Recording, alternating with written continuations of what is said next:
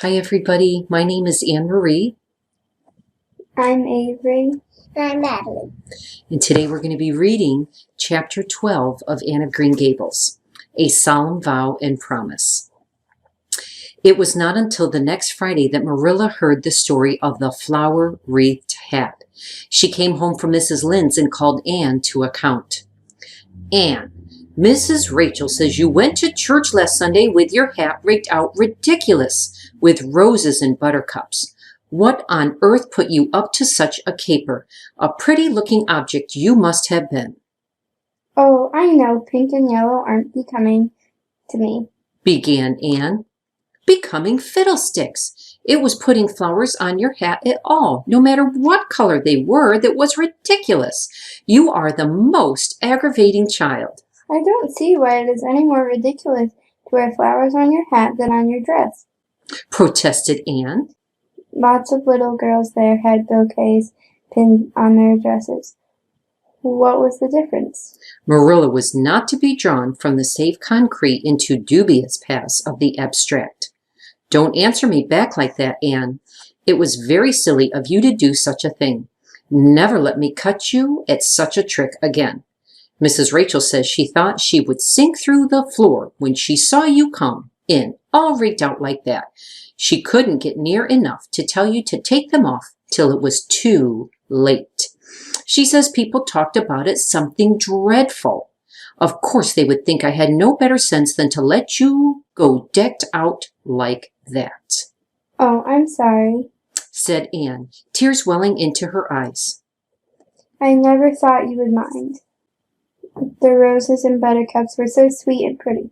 I thought they'd look lovely on my hat. Lots of little girls had artificial flowers on their hats. I'm afraid I'm going to be a dreadful trial to you. Maybe you'd better send me back to the asylum. That would be terrible. I don't think I could endure it. Most likely I would go into consumption. So I'm as thin as it you see. But that would be better than being a trial to you. Nonsense, said Marilla, vexed at herself for having made the child cry. I don't want to send you back to the asylum, I'm sure. All I want is that you should behave like other little girls and not make yourself so ridiculous. Don't cry any more. I've got some news for you. Diana Barry came home this afternoon. I'm going up to see if I can borrow a skirt pattern from Mrs. Barry. And if you'd like, you can come with me and get acquainted with Diana. Anne rose to her feet with clasped hands, the tears still glistening on her cheeks. The dish towel she had been hemming slipped unheeded to the floor. Oh, Marilla, I'm frightened now that it has come. I'm actually frightened. What if she shouldn't like me? It would be the most tragical disappointment of my life. Now, don't get into a fluster, and I do wish that you wouldn't use such long words. It sounds so funny in a little girl. I guess Diana will like you well enough. It's her mother you've got to reckon with. If she doesn't like you, it won't matter how much Diana does. If she has heard about your outburst to Mrs. Lynde and going to church with buttercups round your hat, I don't know what she'll think of you. You must be polite and well-behaved, and don't make any of your startling speeches. For pity's sake, if the child isn't actually trembling. Anne was trembling. Her face was pale and tense. Oh, Marilla, you'd be excited too if you were going to meet a girl you hoped to be your bosom friend and whose mother mightn't like you, she said as she hastened to get her hat. They went over to Orchard Slope, by the shortcut across the brook and up the Furry Hill Grove. Mrs. Barry came to the kitchen door in answer to Marilla's knock. She was a tall, black-eyed, black-haired woman with a very resolute mouth. She had the reputation of being very strict with her children. How do you do, Marilla? She said cordially. Come in. And this is the little girl you have adopted, I suppose? Yes, this is Anne Shirley, said Marilla. Spelled with an E, gasped Anne, who, tremulous and excited as she was determined there should be no misunderstanding on that important point. Mrs. Barry, not hearing or not comprehending, merely shook hands and said kindly, How are you? I am well in body, although considerably rumbled up in spirit. Thank you, ma'am, said Anne gravely, then aside to Marilla in an audible whisper. There wasn't anything startling in that, was there, Marilla? Diana was sitting on the sofa, reading a book, which she dropped when the callers entered. She was a very pretty little girl, with her mother's black eyes and hair, and rosy cheeks, and the merry expression which was her inheritance from her father. This is my little girl Diana, said Mrs. Barry. Diana, you may take Anne out into the garden and show her your flowers. It will be better for you than straining your eyes over that book. She reads entirely too much. This to Marilla as the little girls went out. And I can't prevent her, for her father aids and abets her. She's always poring over a book. I'm glad she has the prospect of a playmate. Perhaps it will take her more out of doors. Outside in the garden, which was full of mellow sunset light streaming through the dark old firs to the west of it, stood Anne and Diana, gazing bashfully at one another over a clump of gorgeous tiger lilies. The Barry garden was a bowery wilderness of flowers, which would have delighted Anne's heart at any time less fraught with destiny.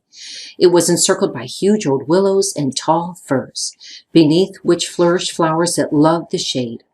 Prim right-angled paths, neatly bordered with clamshells, intersected it like moist red ribbons, and in the beds between old-fashioned flowers ran riot. There were rosy bleeding hearts, and great splendid crimson peonies, white fragrant narcissi, and thorny sweet Scotch roses. Pink and blue and white columbines, and lilac-tinted bouncing bets, clumps of southern wood and ribbon grass and mint, purple Adam and Eve, daffodils, and masses of sweet clover, white with its delicate, fragrant, feathery sprays, scarlet, lightning that shot its fiery lances over prim white musk flowers. A garden it was where sunshine lingered and bees hummed and winds, beguiled into loitering, purred and rustled. Oh, Diana. Sorry, a little visit from our cat. Oh, Diana, said Anne at last, clasping her hands and speaking almost in a whisper. do you think you can like me a little enough to be my bosom friend? Diana laughed. Ha ha ha ha ha. Diana always laughed before she spoke. Why, I guess so. She said frankly. I'm awfully glad you've came to live at Green Gables. It will be jolly to have somebody to play with. There isn't another girl who lives near enough to play with.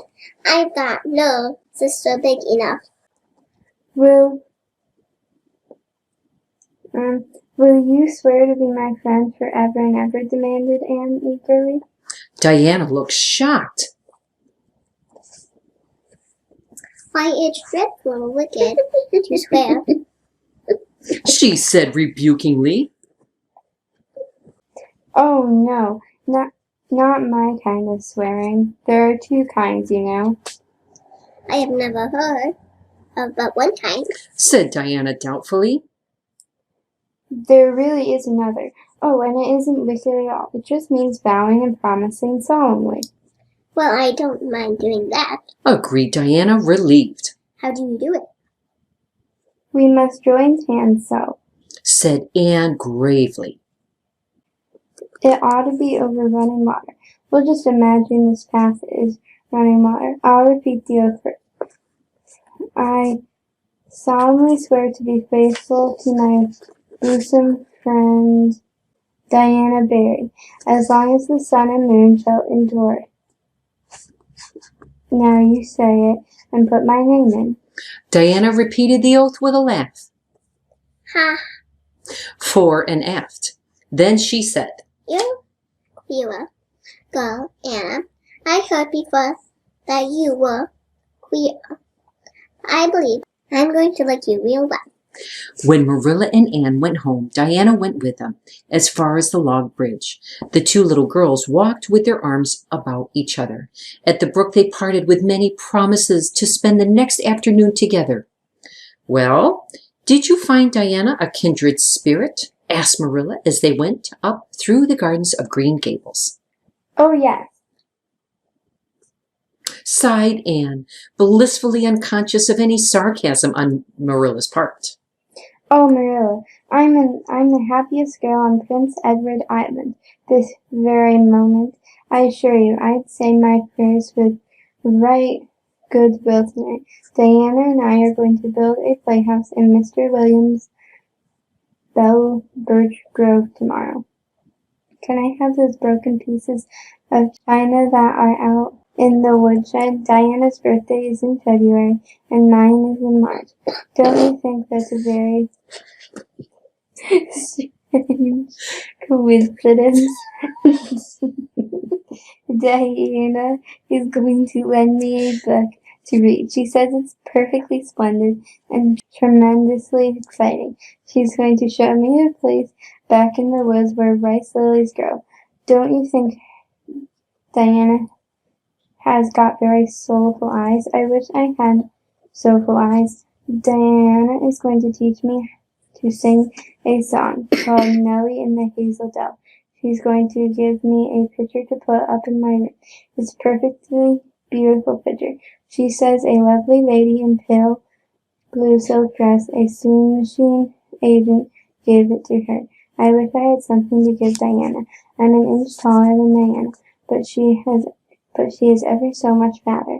She's graceful, but I'm afraid she only said it to soothe my feelings. We're going to the shore to gather shells. We have agreed to call the spring down by the log bridge the Dryad's Bubble. Isn't that a perfect and elegant name? I read a story once about a spring called a Dryad. It's a sort of grown-up fairy, I think. Well, all I hope is you won't talk Diana to death, said Marilla. But remember this in all your planning, Anne. You're not going to play all the time, nor most of it. You'll have your work to do, and it'll have to be done first. Anne's cup of happiness was full, and Matthew caused it to overflow. He had just gotten home from a trip to the store in Carmody, and he sheepishly produced a small parcel from his pocket and handed it to Anne, with a deprecatory look at Marilla. I heard you say you like chocolate sweet, so I got you some. He said. Sniffed Marilla. It'll ruin her teeth and stomach. There, child, don't look so dismal. You can eat those since Matthew has gone and got them. He'd better have brought you peppermints. They're wholesomer. Don't sicken yourself eating them all at once now. Oh, no, indeed I won't, said Anne eagerly. I'll eat just one tonight, Marilla, and I can give Diana half of them, can't I? The other half will taste twice as sweet to me if I give some to her. It is delightful to think I have something to give her. I will say it for the child, said Marilla when Anne had gone to her gable. She isn't stingy. I'm glad, for of all faults I detest stinginess in a child.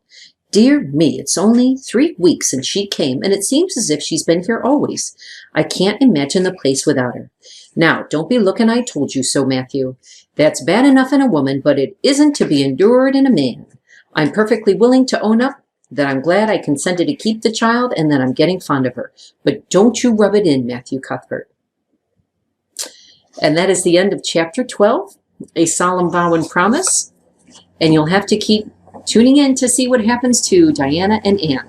So on behalf of me, Annemarie, Averie, And Madelyn. and our little cat, Beauty, we all want to say goodbye. Bye. Bye, everybody. can I have some?